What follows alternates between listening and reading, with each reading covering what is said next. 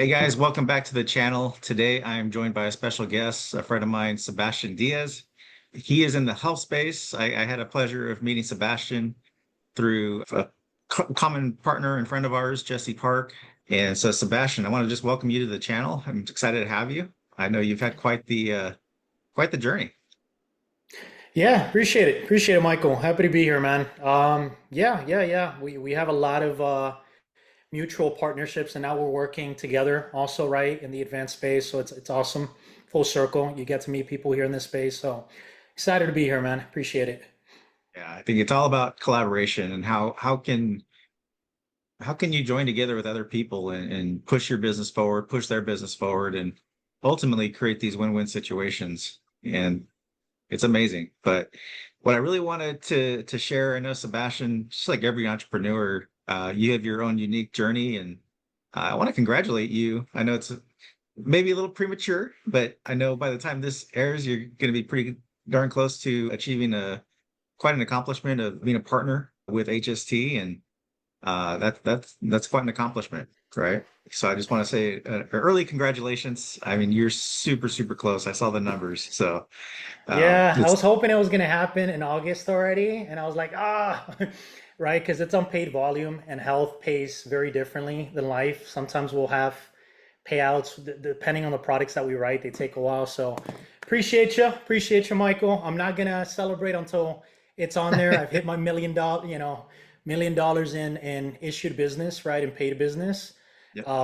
So definitely, man, I'm excited finally hitting that partnership, and here's to come. Again, like we were talking earlier, sometimes we get so caught up on like this, and then you step out and you're like, oh wow, I am a little far ahead, right? So excited to see that. Yeah, definitely. Well, what I wanted to get to know you a little bit more is, and the audience to get to know you is just kind of understanding your background and your journey about, what got you started into this industry. Kind of the maybe even the road bumps along the way, right? What was it that motivated you to get into the insurance industry?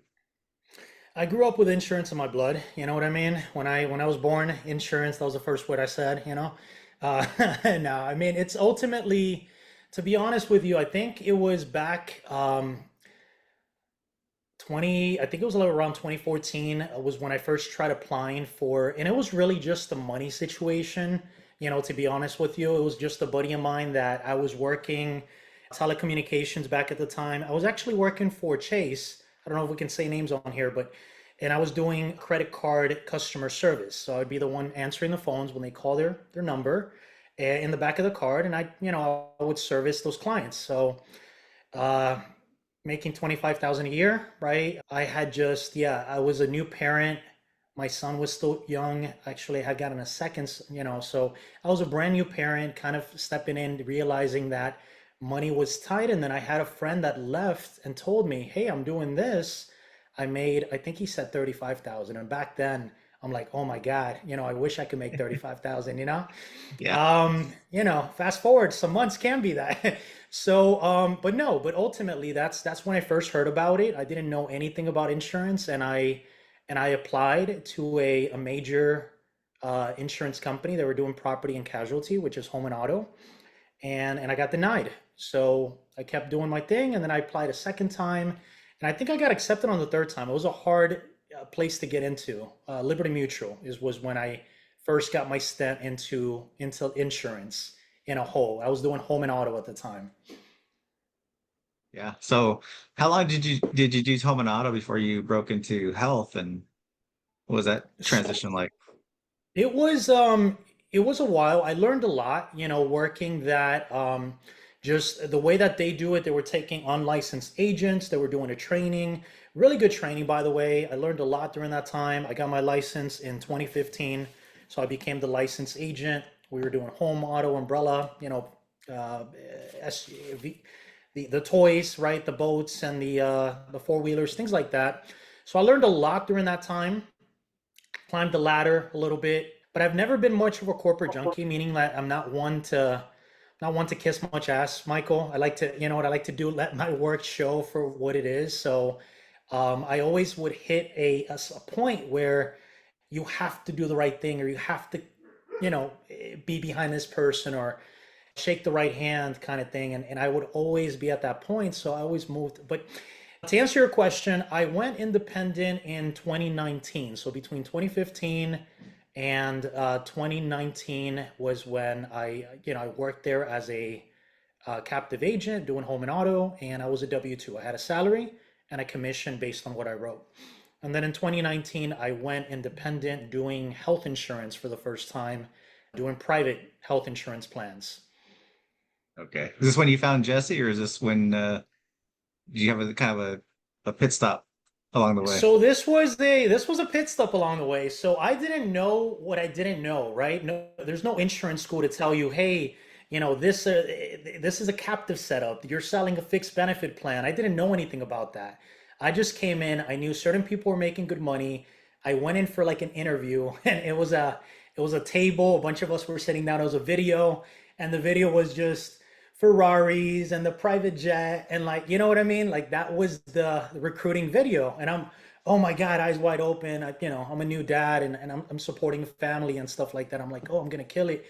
And I did kill it at the beginning, right? I came in and we were working leads. That's when I first learned how to dial, right? Because I didn't know back then. You just pick up phone calls, right? They're coming in, they're inbound calls. So with this setup, it was you got leads and it'd be easy to dial 500, 700 people a day. You would sit there, we would get up early and dial throughout the day, get as many people as you can, set up appointments, and kind of rinse and repeat, right?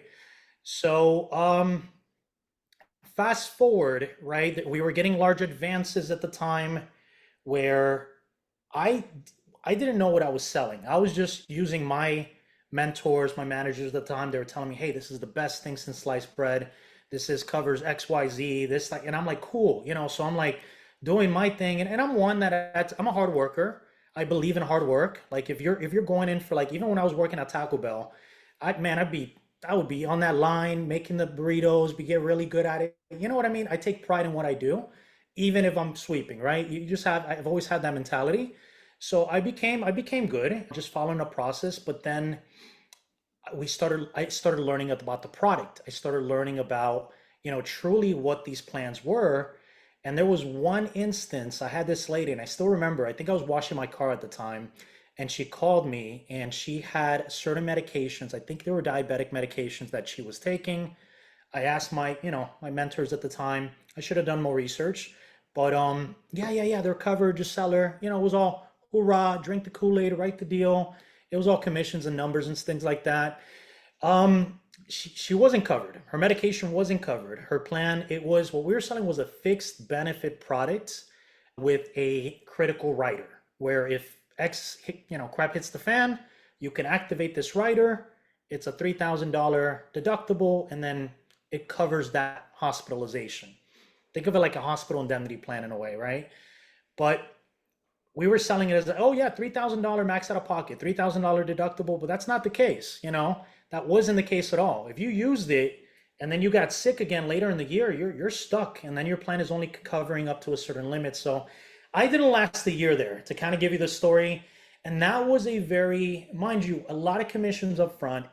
I don't like to talk bad about any, because there's products, there's a product out there. I'm sure there's a perfect client for that, and there was, but it wasn't for everybody. So, and then a lot of the people that we were taking in, once they truly realized like, hey, this wasn't the better product. And I didn't find out till I got the feedback from my clients, and I started looking into it, and chargebacks hit, family, it was all on me. I lost a lot of money.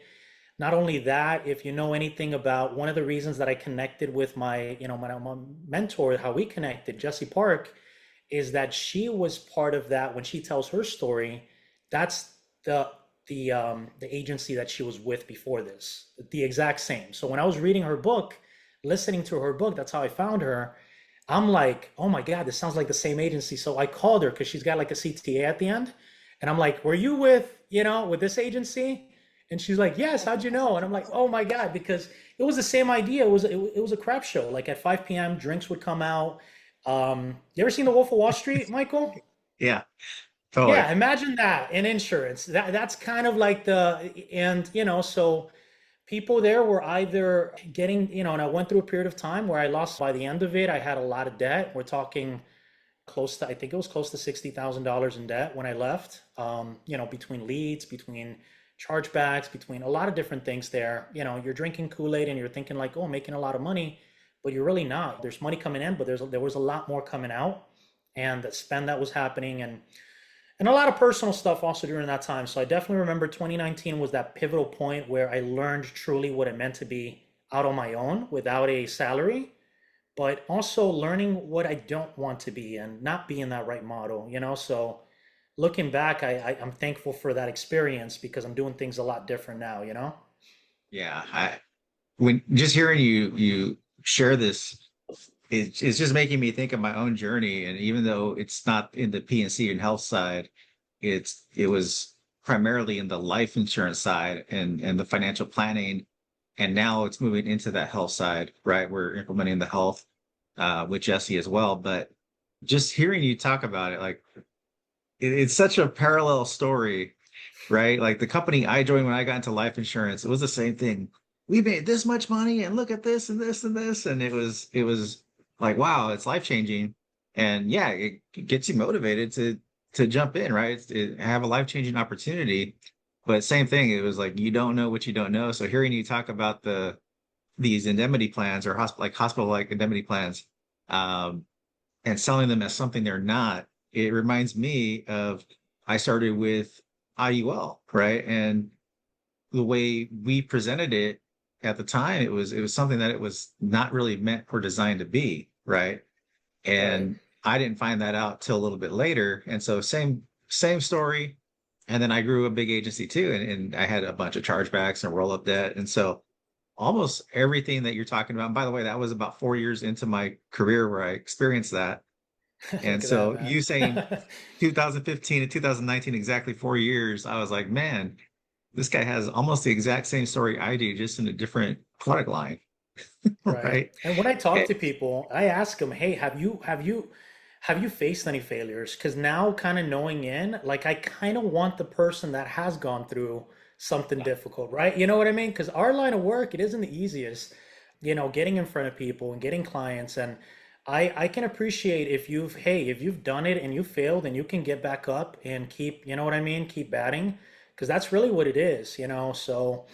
Sure. Yeah, there's been, so I do look for that as like, hey, have you ever had a situation? So like if an agent's coming in, I want to know a little bit about them. And that's one of the questions that I ask. Have you had a situation where you failed or where you lost money? What happened? How did you overcome? So it can do a lot. that's a great question. I mean, I've recruited quite a few people over the years, to say the least, and when I bring somebody in, they might start off great. They might start off on fire, but I don't ever get excited about that because I'm like, just wait. I gotta just wait to see what how they respond when they get knocked down, right? Yeah. When Wait on they that get rejected, when chargeback. they Wait on that yeah. Wait on right, that because client that that calls you because XYZ, right? There's always some type of yeah. something going on, And right? so, yeah, it's really easy to get excited. Look at all the production they're doing, but it's funny because I don't care about their production. I get more excited about the person who comes in. They don't sell anything and they struggle, but every appointment they have that great attitude and they get right back up and they get better every time. I know that person, that's a winner right there. And you might come in hot, but I don't know if I have a winner until I see you fail and how you respond. And Right. that's the bottom line, right? So I love that you identified that, and that's a great question. So I'm gonna fast forward to back to where we were.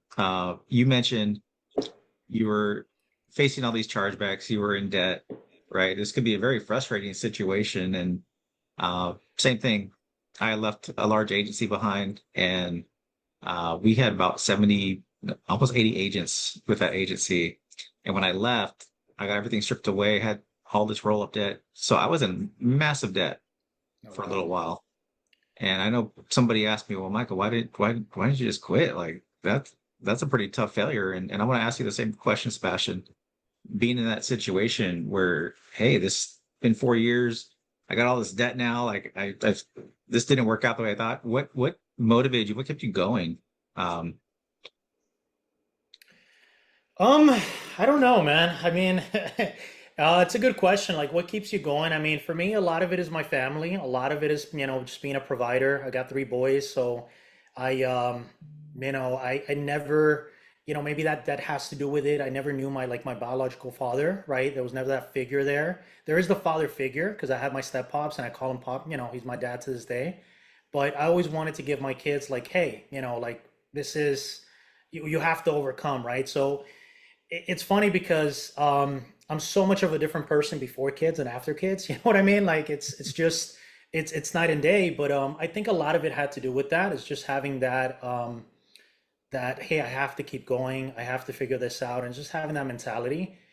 Uh, I think has a lot to do with that. I was like, not necessarily I'm not giving up because there was a time that when that all happened, I kind of put my foot down and I'm like, I'm not doing this anymore. I can't stay in this structure. I don't believe in what I sell. I don't like what I'm selling. I don't like the model that we're doing. It was more of a fun environment for the young person. Maybe you don't have a family. Maybe you're trying to get certain clients, but it was a fast lifestyle and there was a lot that came with it. And, getting a little personal, like it almost costed me my marriage and the family. I remember one day waking up and the house was quiet and I've never woken up and like usually you got kids, Michael, right?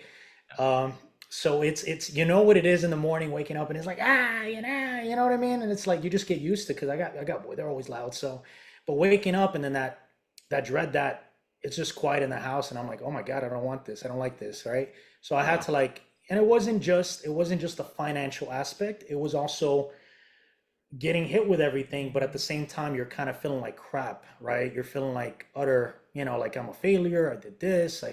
I told my wife it was going to work and it didn't happen, right? So I was doing, like the self sabotage and everything that came with it. If it was going to drinking and doing other stuff that I shouldn't be doing, you know what I mean?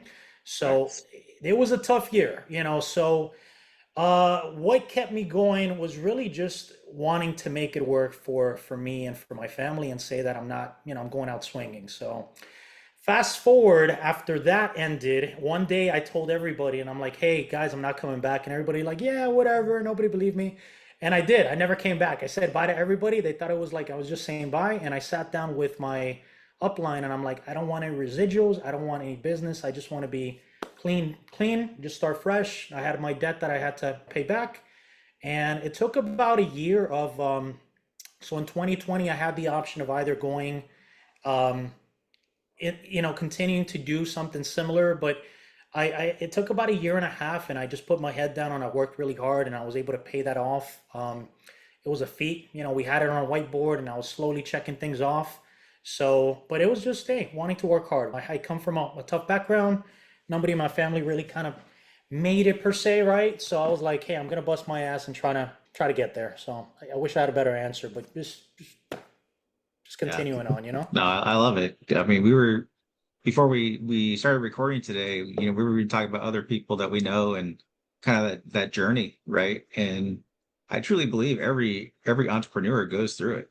And um it's not for the faint of heart, but I think people get into the business again. They see the fast lifestyle, they see big opportunity, and they think it's something that's going to come easy without challenges. Like I'm going to sign up and I'm going to make all this money, and it's like no, it's a tough road, and Yeah, it's not for everybody. It truly is not. I agreed, think there's agreed. a certain mental toughness, right? And then there's that inner drive. Like for you is your family, right? Right, wanting to make sure you provide, not giving up, knowing that they're watching you, and Yeah. like you said, I'm not gonna let them watch me go out not swinging, right? And so Exactly. Worst case scenario, hey, and I tell them to this day, they're older now. My 14-year-old, 11-year-old. I got a 3-year-old now, so he's like, we're restarting, But yeah, and I tell him, hey, that's not perfect, man. I make all mistakes. I make all kinds, right? Because when you're little, you kind of think of your parents like, oh, they're perfect. You know what I mean?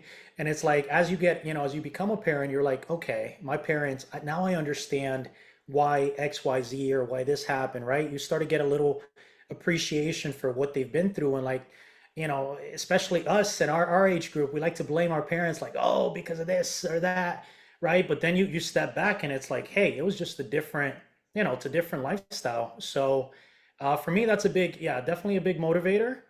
But I've always been that way. I've always been very I like to get ahead, even in video games. I always try to get good. How can I get better? Playing Counter-Strike way back in the day, lowering the sensitivity, things like that, right? So I Nice. like all those things. So yeah. You still play those games or not really anymore? Nah, man, I wish I miss them because every now we had our group and we would get together every night. We would get on there and game. But it's funny because I I feel like, and I used to be big into like role playing games when I first got started into like computer games. There used to be this game called Diablo 2. Mm. And we would spend hours at that game. And what happens is you would level up, you would get items, you would get the skill tree, and you get better and better and better, right? You get, and that's kind of how I apply everything, right? Even in Yeah. business, you slowly, right? You're grinding, you're getting in front of clients, oh, you got this carrier now. Oh, you learned this, you connected with this partner, right? Now Michael does advanced products, so you're always kind of adding to that tool belt and, just getting better over time. So it's, yeah, I joke around and I say, hey, I'm just leveling up. Yeah. I mean, that's ultimately what it is how do you level up? How do you get better every day? How do you push your business to that next level? Push yourself because ultimately it's your business is only going to go as far as you go, right? If you're not the person to run $1 million business, you're never going to run $1 million business. But Right. people think that they have to be born that way, and the reality is you develop into that by leveling up day after day after day, right? And so I think that's a good lesson. I take my lessons from sports, by the way. Like I used to be a baseball player, and in baseball, if you hit, there's a saying, if you get a hit 3 out of 10 times, you're a Hall of Famer. You're a good baseball. And Yeah. and Isn't it it Babe teaches Ruth? you it teaches you that hey, all that matters is those 3 hits. The 7 times I got out doesn't matter, right? And Right. and it's a great lesson, and it's also if you Sebastian, you happen to play baseball I or don't. no? No, I was that guy that was trying to catch the balls with my right hand. I would have the mitt on my left, and I'd go like this. I was Okay. so bad at baseball, man. I Well, could play soccer. I'm Colombian, so soccer that was my go-to, and then football I enjoyed it too. But that's the one sport that I just was never that good at. I would always try to use got my it. right hand for catching. But I get Yeah. it. I watch it. You know what I mean? I've been to a couple baseball games in Yeah. Miami with like the Marlins and stuff like that. Well, the lesson I wanted to mention right now is like think of it as sales, right? So let's say in your day you have 4 sales or 4 appointments, 4 opportunities, or 5 maybe even. In baseball, you might get 4 or 5 opportunities to bat, right?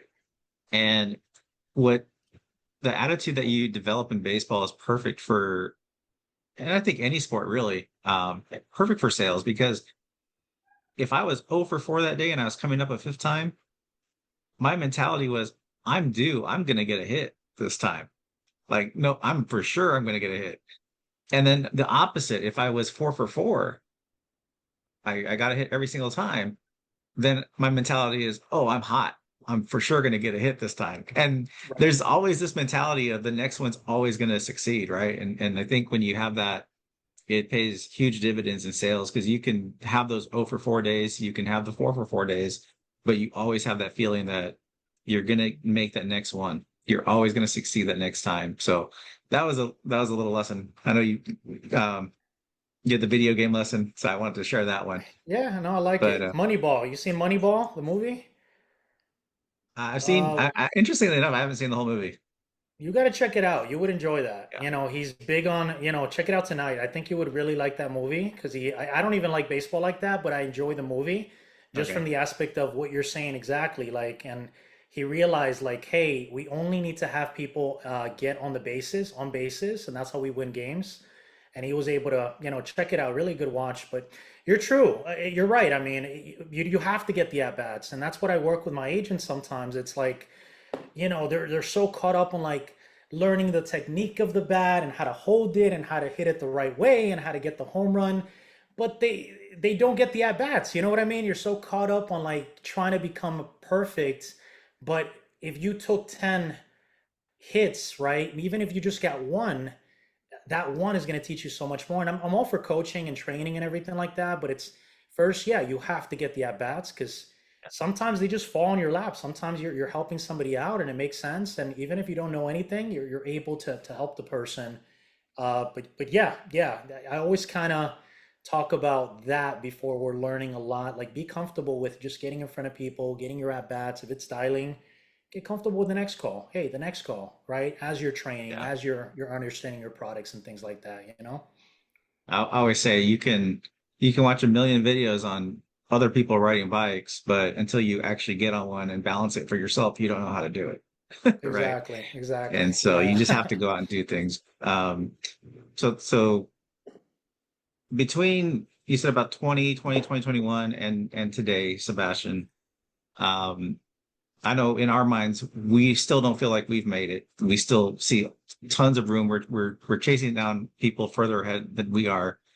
But to a majority of agents out there and other entrepreneurs, we have made it in their eyes, right? And I think everything's perspective. And you reaching that partnership level, about to get there, right? Putting that work in to get to that level. Between the time that you had all this debt and you were, figuring things out, working your way out of debt to now, what what adjustments or what changes did you make in particular that kind of pushed your business forward, or gave you that edge? Um, I think a lot of it, kind of stemmed back from what, the negative experience that I had, what I didn't want to do, what I didn't want to kind of like what I learned also about me as a person, right? Being in a difficult situation and being in maybe not the best environment, right? And so for instance, not partnering with certain um, people or like that I started kind of getting that feeling. So just doing right by the client. I mean, I go a lot back to that. It's just really kind of doing right by the individual, making sure that you're partnering with proper agencies, asking the questions out there, making sure that you're doing right by people at the end of the day. Because I gotta believe in my product. I'm not very, and you can ask Milo. Sometimes he'll tell me like, "Oh, this were your numbers." Sometimes, yes, we're here to make money, 100%, 100. I'm not gonna say that we're not, but sometimes I can maybe not look so much at a commission and making sure that, hey, I'm helping this person out. And then the referrals come and the business come, right? You're doing right by people and karma, be it, good in the world and things just kind of come back, I guess. So what's changed is just making sure I'm doing right by people, not being in a situation where I have to not feel comfortable looking at myself at night in the mirror. I'm comfortable. I'm good. You know what I mean? I sell Right. policies and I feel good about what I'm selling. That's why there are other policies that I don't dwell in. Like I've told you, I don't really do much IULs, Michael. I don't, really do that many cash life, whole life policies, right?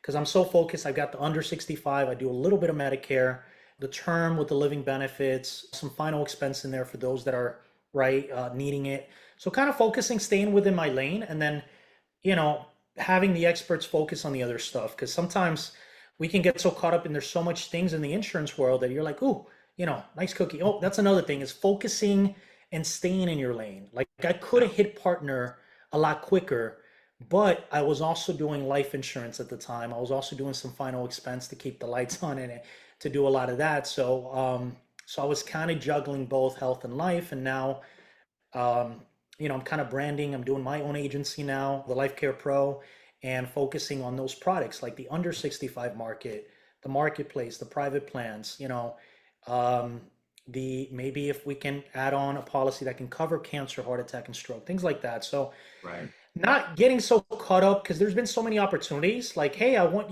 we have an opportunity to do this. This is really neat. This is cool. And just staying in my lane. Like, hey, I want to focus on this, even though there could be really good opportunities out there. I just been kind of hyper focused on growing this. And I think that's what's led me to see this, the success that I have. Yeah, I think it's figuring out what you're strong at, kind of finding your niche. And for me, like I said, I grew up on the life side in the business, right? And so got to that advanced planning, all those great things. And so that served me very well to also kind of stay in my lane. Um, have I leverage other people and relationships, and I have access to everything just like yourself, right? But what am I good at? Right. And spending the majority of my time doing what I'm good at and leveraging partnerships for everything else. Right. Right. So that way I have things working. Like I said, creating those win-win situations where it helps me to grow and expand beyond my expertise, but it also helps somebody else grow their business and get paid too. And they do the same thing vice versa for me as well, where, hey, I'm an expert in this area, like the cash value life insurance. And so people who do health or P&C, they come to me and say, hey, let's work a deal out and let's help these clients the best way we can. So no, I love that. And one thing too, like in my space, the more commissions there are, the less cash value there is for the client. And there's a Right. direct correlation. So for me, it's big, do exactly what you're talking about, doing what's right for the client. And quite frankly, that does not mean I get the biggest commission. And that's fine because like you said, it's like you believe in karma. I just believe, yeah, it's that goodwill and building that trust with your client that you did do the right thing, that maybe I'm only making a portion of what I could have made, but you know what? They're gonna tenfold that because they're gonna send me referrals because they're like, no, this guy actually took care of me. And so Yeah.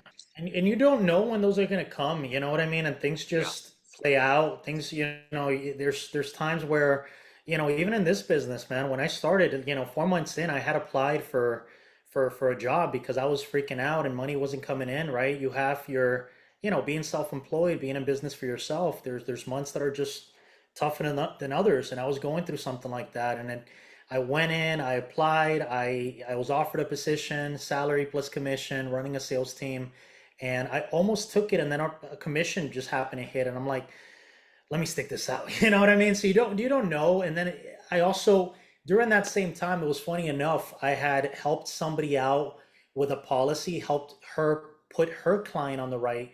I wasn't her upline, I wasn't getting a commission or anything. This was somebody on Instagram when I was posting a little bit more back then.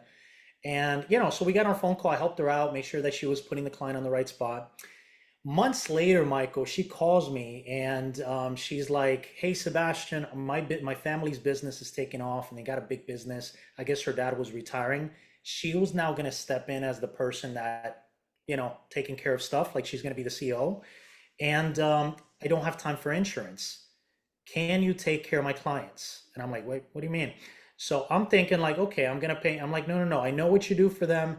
I'm gonna send everybody your way, and then some of the clients that I have, if you don't mind, put them on the right plan. And I'm like, that came out the blue, right? I was never yeah, expecting, and it's yeah. She did send me a lot of referral business, and then she already had that built up, but she didn't. So things like that, you just don't know where, you just don't know what you don't know, right? So you just keep doing and keep doing right by people, and things play out. The money comes. That's what I tell my team. If you do right by people, at the end of the day, you're active. Of course, you're not just you're active.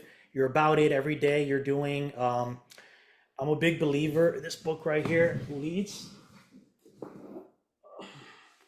This guy right here, he's really good when it comes to like Alex Hormozy, $100 million like, leads. So 100. So with us, we do a lot of dials. I'm like every single day, if it's 100 reach outs, if it's 100 new people that you get in front of, if it's 100 minutes of content that you record, right, that you're putting on so other people can watch, right? But stay active, right? And then if you do right by people, hey, the money's gonna come. Things are gonna play out. This insurance world, there's good money to be made, but you don't have to be you don't have to get over on people to get yeah, paid. 100%, 100%.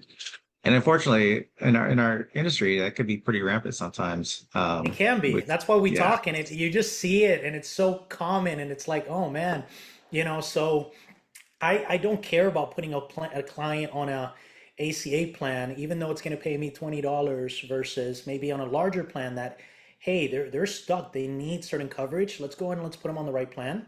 And who's to say that they don't reach out 6, 7, 8 months later down the road because they're making more money or they're in a different situation and they can see value in a better plan. So, it's just about building up that client, the client base and whatnot. yeah, clients for life, for sure. So I know now, talk about going forward now.